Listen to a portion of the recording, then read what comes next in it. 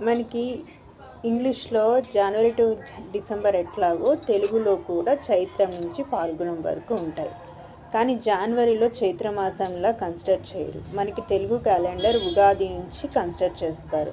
Ugadi March నెలలో వస్తుంది. అంటే మనకి చైత్రమాసం మార్చ్ నెలలో స్టార్ట్ అవుతుంది.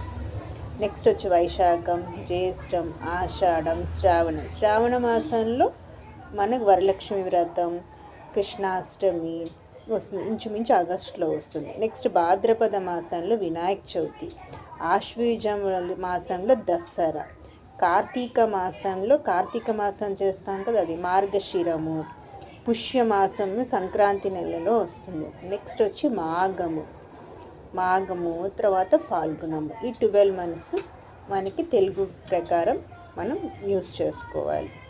మనకి జనవరి న్యూ ఇయర్ కదా, మనకు ఉగాది న్యూ ఇయర్.